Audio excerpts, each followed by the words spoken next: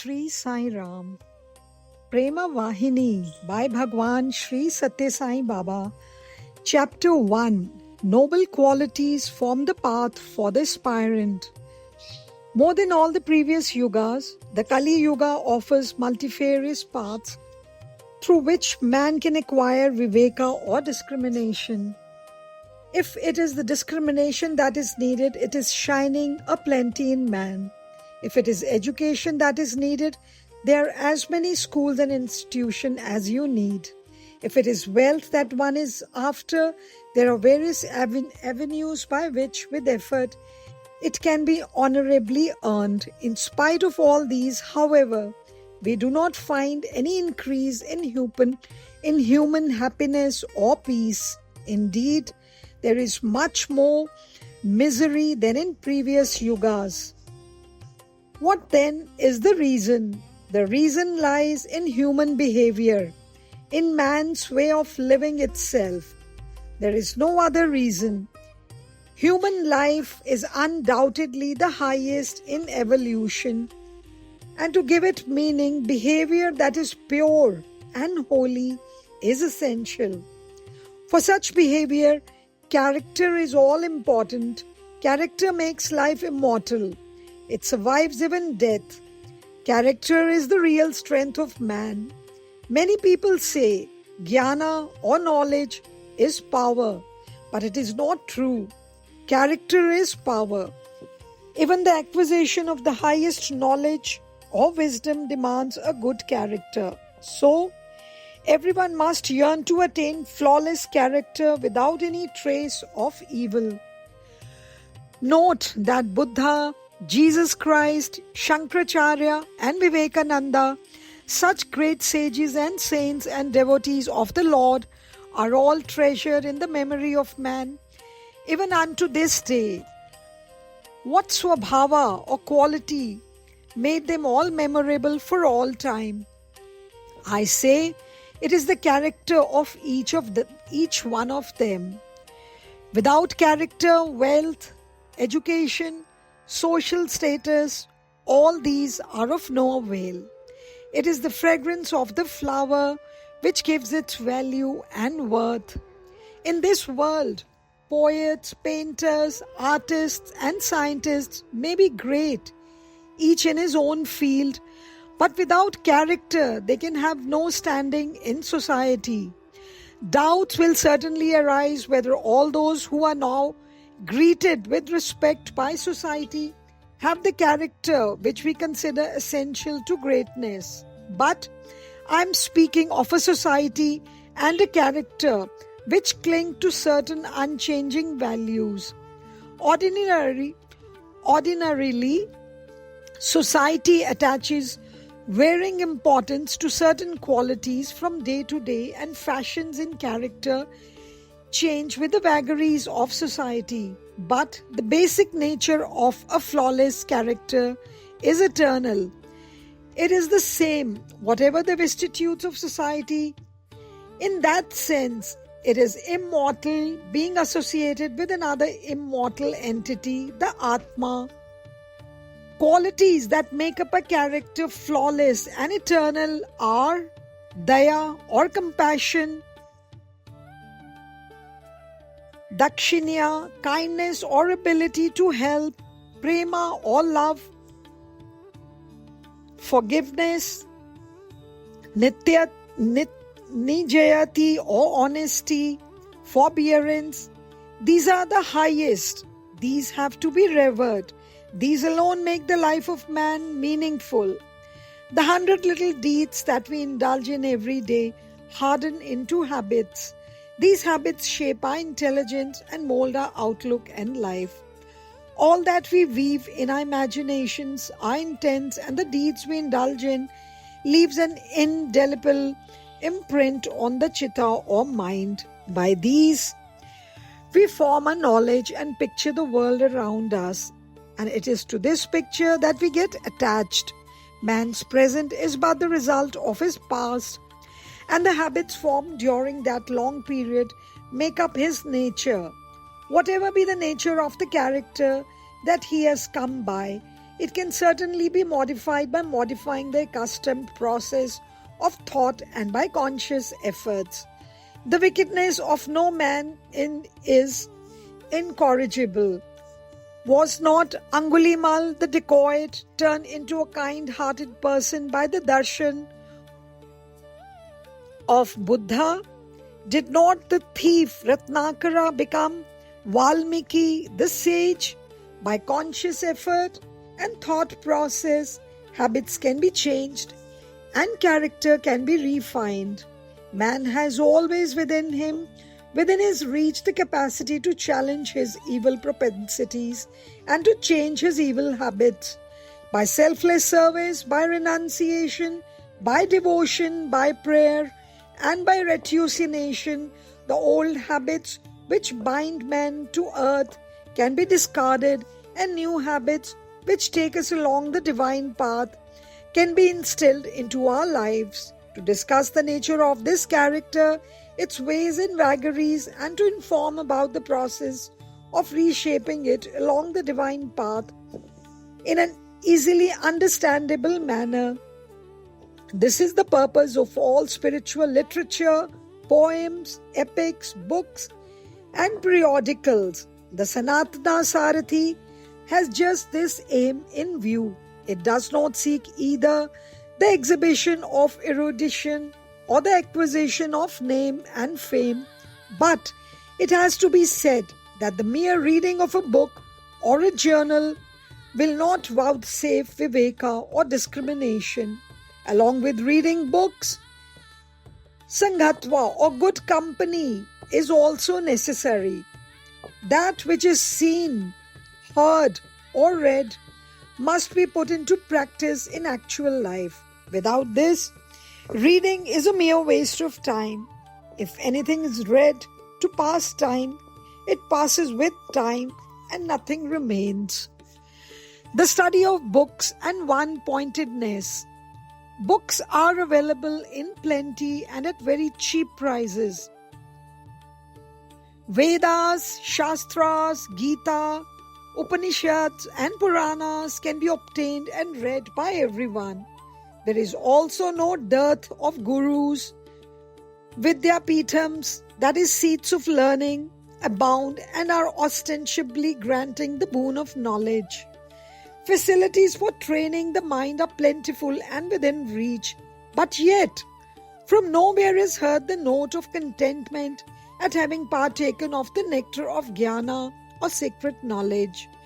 When I see the heap of books that lie around everywhere, I feel pity that the wisdom inside the book is not succeeding in penetrating the heavy binding and emerging into the light. God is hidden by the mountain ranges of lust, anger, envy, and selfishness. So, too, the Sun of Wisdom is hidden by these huge heaps of books.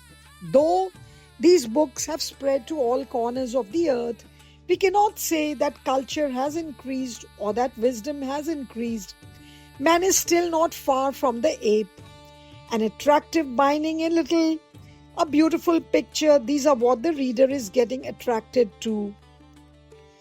Transitory pleasure and momentary contentment, though the wisdom is plentiful inside the book. Only those who, by means of discrimination, select the books they read and practice the noble qualities that they read can realize the truth and enjoy everlasting bliss. Only these live lives worthwhile. So, those who seek the highest path and who revel in thoughts of God should strive to read only the life histories of saints and sages and books which help the contemplation of the divine. Aimless reading of books, all and sundry, and whatever comes to hand will make confusion only more confounded. It gives no happiness, confers no peace. More than all, cultivate one-pointed steadfastness, ekagrata, in whatever you do. One-pointed steadfastness can be cultivated by samadrishti or equal sight, unbiased sight. Samadrishti is Subhadrishti or auspicious sight. The lion, though it is the king of the forest, while walking through the wood turns back every few steps, for it is afraid of being pursued.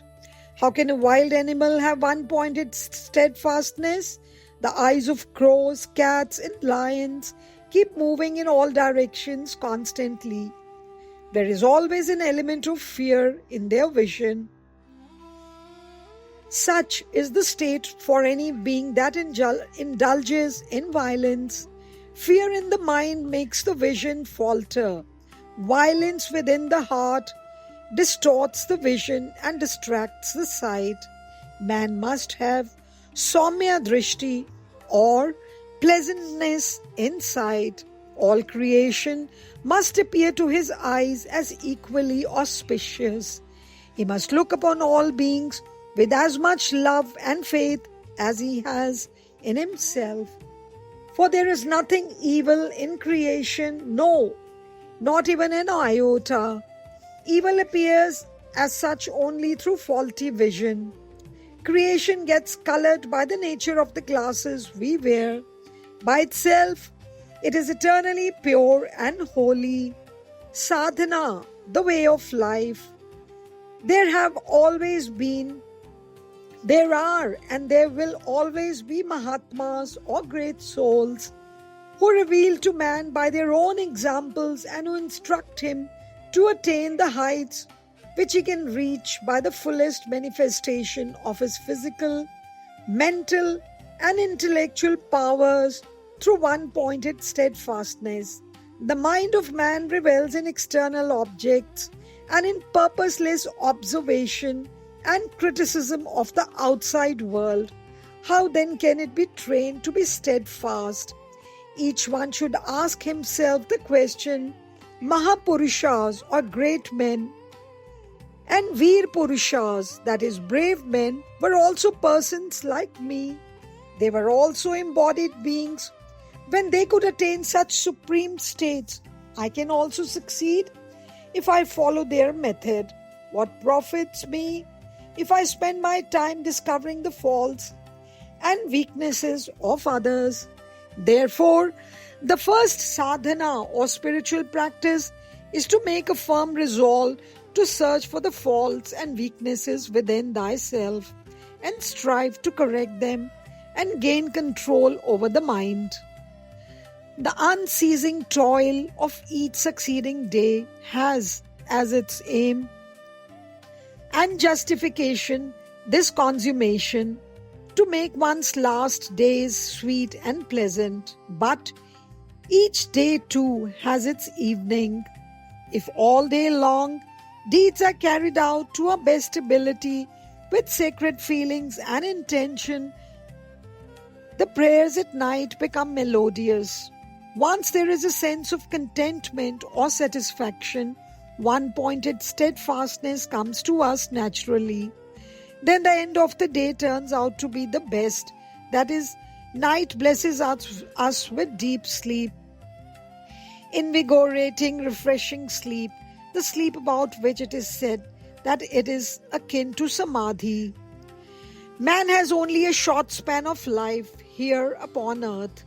But even in this short life, one can, by wisely using the time with care, attain divine bliss. Two men, in appearance the same, ostensibly of the same mold, grow under the same conditions. But one turns out to be an angel while the other stays on with his animal nature. What is the reason for this differential development? Both have the same human form and belong to the same religion. Then, is this the difference given by God? No, not at all. Habits and the behavior formed out of these habits and the character into which that behavior has solidified, this is the difference between the two. So, based on their behavior, these two cannot be believed to belong to the same race. Therefore, behavior that is pure and holy is essential for man. With steady faith in God, if man strives unceasingly with every thought, word, and deed, his last moment will become the highest possible. The real nature of the life of man. To a superficial observer, the life of man appears as a rotation of eating and drinking, toiling and sleeping. But verily, life has a much greater meaning, a much deeper significance. Life is a sacrifice, a yajna. Each little act is an offering to the Lord.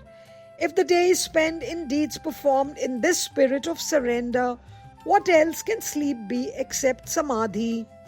Man commits the great fault of identifying himself with the body. Devoid of proper discrimination, he accumulates a variety of things for the upkeep and comfort of the body. Even when the body becomes weak and decrepit with age, he attempts to bolster it up by some means or other. But how long can he try to keep his body fit? Only until death, isn't it? When Yamas, or the god of death, warrant comes, is it possible to remain alive even for a moment? No. Position, pride, and power all fall flat in front of death. Realizing this, strive day and night with purity of body and mind and spirit to realize the higher self through the service of all beings. The body must be preserved as a vehicle for this service. But remember, you are not this body. This body cannot be you. Tat Tvam Asi. Thou art that. This is the highest and holiest Mahavakya. You are the indestructible Atma Tattva, or the principle of the eternal self, the pure and true essence which is different from the body. That is the real you, which remains forever. It is for the sake of that Atma Tattva that you have this body, and so in the attempt to realize Parmeshwara, or the Supreme Lord, here and now, you must be prepared to offer this body at any moment as a sacrifice. Utilize your authority over this body to foster the welfare of the world and not to cause harm to fellow men. This body is but an instrument, an implement given by God to carry out such holy deeds. Let it serve its purpose. But until the realization of the purpose for which the implement is given, it is your duty to watch over it vigilantly and protect it from injury and disablement. Once its purpose is served, it is no longer needed. During winter, woolen clothes are worn to withstand the rigor of the cold gales. But when the cold subsides, they are discarded. So too, when the cold gales of material life do not affect us in the least, the material body is no longer essential, and one is conscious of only the incorporeal body. When the rain comes, earth and sky are one in the sheety downpour. It is indeed a beautiful, inspiring scene, a scene by which creation itself is teaching you to become one in unison with it. This impermanent nature of creation is thus giving newer and newer lessons for your spiritual progress. There are 3 lessons that can be learned: the impermanence of created things, the role of creation as the servant that serves all beings tirelessly and stands tall in teaching man to serve, and the Creator God as the master. This creation is the wherewithal of the puja or worship. Man is the worshipper and God the worshipped. The game called life is played with these. Man must be happy that the Purushottama, or the Lord of all, has placed around him newer and newer materials for serving him and gets puja done through him in various forms. He must pray for newer and newer opportunities to serve and exult in the chance that his hands receive. This attitude gives him immeasurable joy. To lead a life suffused with this joy is indeed bliss. Whatever is done from sunrise to sunset must be consecrated as if it is the worship of the Lord. As care is taken to pluck only fresh flowers and to keep them clean, fresh, unsmelled, and unfaded, so too ceaseless effort should be made to do deeds which are pure and unsullied. If every day this vision is kept before the mind's eye and life is lived accordingly, then it becomes one long unbroken service of the Lord. The feeling of I and thou will soon disappear. All trace of self will be destroyed. Life then transmutes itself into a veritable Hari Parayanam, or the reverential recitation of the name of the Lord. I am the Sevaka or servant. This world is the offering that provides all the means to practice seva or service. God is the master who is worshipped. When one attains this stage of thought, feeling, and action, all differences between mine and thine will disappear. Identity of bhakti and jnana. There is no distinction between bhakti or devotion and jnana, that is wisdom. They are only different terms used to make man learn and understand. Bhakti itself transmutes into jnana. Just as saguna becomes nirguna, bhakti too becomes jnana. I will not agree that karma or action, bhakti and jnana are separate. I do not even like to classify them separately. I will not accept asamuchya or the mixture or merger of all the three. That is, karma is bhakti and bhakti is jnana. A block of Mysore pak has sweetness, weight and shape. The three cannot be separated one from the other. Each little part of it has sweetness, weight and shape. We do not find shape in one part, weight in another and sweetness in a third.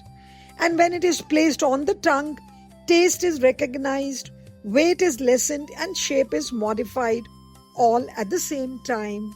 So too, the jiva or the individual soul, the atma and the paramatma, that is the Godhead, are not separate. They are one and the same. Therefore, each individual deed must be full of the spirit of seva, of prema, and of jnana.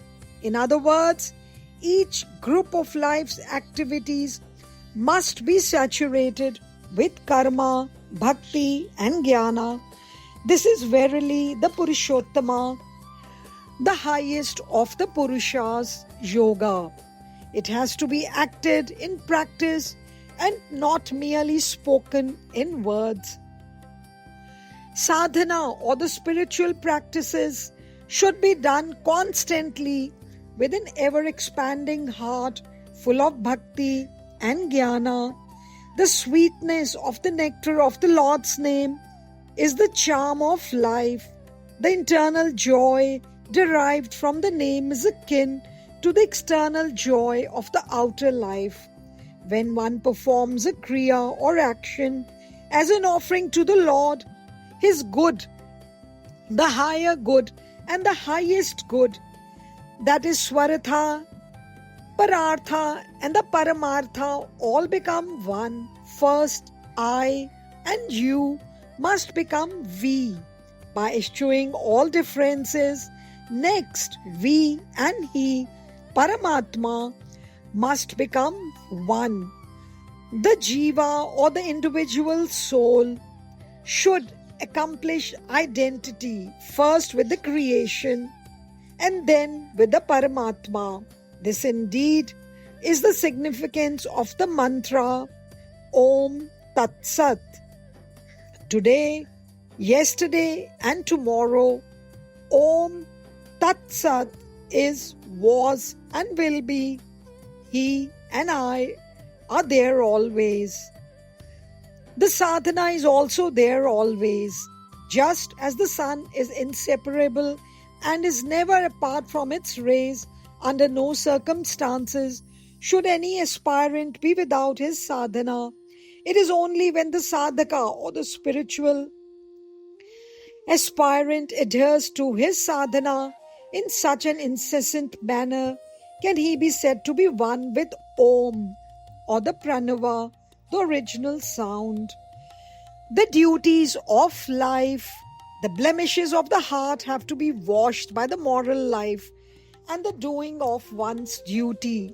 While putting efforts thus, a time may come when man becomes tired and weak, but he should then pray thus, Lord, things have gone beyond my capacity. I feel further effort is too great a strain. Give me strength, O Lord. At first, God stands at a distance watching man's efforts, like the teacher who stands apart when the student writes out answers to his questions. Then, man sheds his attachment to bhoga or the worldly enjoyment and takes to good deeds in seva or service. God comes encouragingly near, for he is like Surya Narayana or the sun god who stands waiting outside the closed door, like the servant who knows the rights of the master and his own limitations. He does not announce his presence or bang the door. He simply waits, and when the master does but just opens the door a little, the sun rushes in and promptly drives out darkness from within. When his help is asked for, he is present by the side of man, with hands extended to render assistance. Until one puts as effort with viveka to know the difference between truth and untruth, it is not possible to distinguish between deha and atma. This viveka and jnana must pervade in every cell of man. Sadguna is jnana. Jnana means understanding, but it is not just an intellectual feat or just knowing. Eating does not mean the placing of food on the tongue. Eating is worthwhile only when the food is chewed and swallowed and digested and assimilated in the bloodstream and transformed into muscle and bone, into strength and vigor. So too, understanding or jnana must permeate and invigorate all the moments of life. Only then it is worthwhile. It must be expressed through all the organs and senses, through all the karma indriyas or the five senses of action, and all the jnana indriyas, the five senses of perception. To this high stage man must reach. Mere accumulation of knowledge or scholarship is not jnana. I call sadguna or virtue as jnana, in order that one might do seva, a little bhoga, enjoying intake of good and healthy food, too has to be gone through. Such bhoga is also a part of yajna or spiritual exercise, sacrifice. To make this body machine function, the fuel of anna or the food has to be used. Anna is not yajna, but it makes yajna possible. Therefore, eating food is not to be considered just as udara poshana or the feeding the stomach. It is part of worship, an important ritual in yajna. Puja is not merely the plucking of a flower and placing it on top of the image. All the toil carried out in growing those flowers in the field is also a puja. It is only when food is given that the body can function. Even the means for accomplishing a yajna is also a yajna. While doing this seva of yajna, do not have desires to the self in return. The reason is all humans are already reaping the benefits. They are indebted for all that they are receiving. Therefore, it is the bounden duty of every human to perform this seva activity of yajna as gratitude and clear the debts.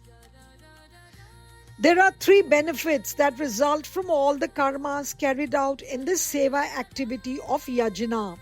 1. Yajna in its entirety helps in establishing samatva or harmony in the world. 2. Dana or offerings made in yajna helps in establishing harmony in the societal level. 3. Tapas or penance involved in doing yajna helps in establishing harmony at the individual level by controlling and coordinating the functions of the body. Truth is God. For attaining this stage, living with moral values is the foundation. This moral life is based upon the discrimination between truth and falsehood, essence and non-essential.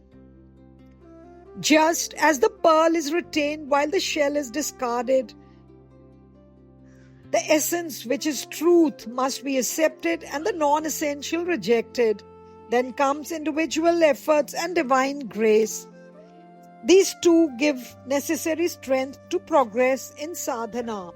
One should also constantly practice the great lesson that the body and the Atma are separate. This is highly beneficial exercise. So, first and foremost, discriminate between truth and falsehood. This is most beneficial. Such viveka or discrimination is necessary for all aspects of life, secular as well as spiritual, including any small mundane things. It is indispensable for realizing the truth that persists in creation, existence and destruction, the truth which is God Himself. To serve this supreme goal, purity of food has to be observed. As is the food, so is the mind. As regards food, the question is not how much, but of what quality. Of course, quality too cannot be overlooked.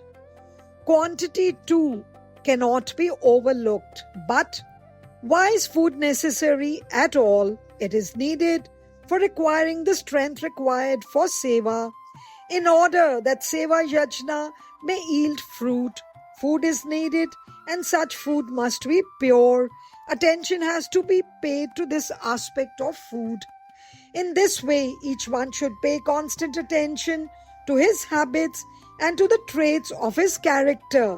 Then the attachment to the body will fall off and the task of securing Atma Ananda or the bliss of realization of the self will be made easy.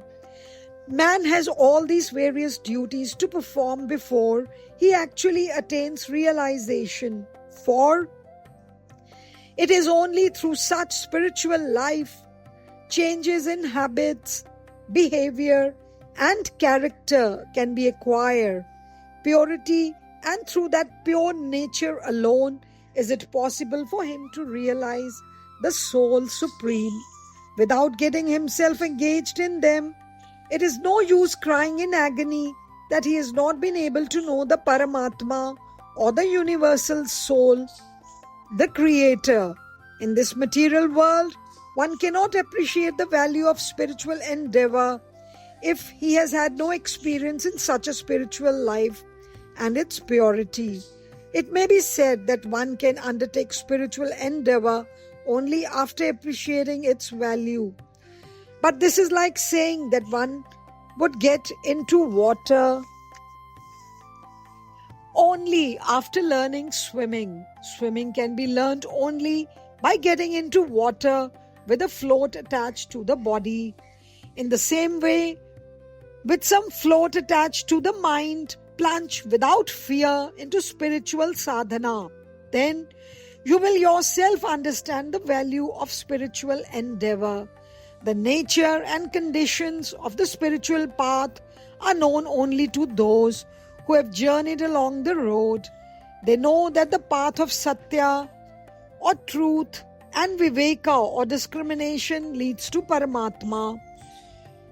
Those who have not trodden that path and those who are not aware of its existence cannot explain it to themselves or to others. So, for realizing Paramatma, the highest good, character and behavior are important. These will shape your spiritual sadhana. Paramatma alone is real. Paramatma is truth. Paramatma is love. Meditate on Him as truth, as love. Then it is possible to realize Him in whatever form you meditate upon, with truth and love as the basis. Be always in the company of His devotees. Through this satsanga, the company of the good, viveka or discrimination, and vairagya, detachment or renunciation, will be implanted and increased. These will strengthen the spirit and endow you with inner peace. Your mind will then merge in Paramatma. In everything that you do, use all the strength and talent with which you are endowed, speaking and acting truthfully. At first, you might fail in this and you might encounter difficulties and sufferings, but ultimately, you are bound to succeed and achieve victory and bliss. The true statement, Satyameva Jayate, Nanvratatam, truth alone triumphs, not falsehood, will come to your mind by your sacred behavior. Through your way of life, you can realize the truth, you can realize Paramatma. Jai Sai Ram. Sai Ishwaraya Vidmahe Satyadevaya Dhimahi Tanna Sarva Prachodayat. Om Sai Ishwaraya Vidmahe Satyadevaya Dhimahi Tanna Sarva Prachodayat. Om Sai Ishwaraya Vidmahe Satyadevaya Dhimahi Tanna Sarva Prachodayat. Om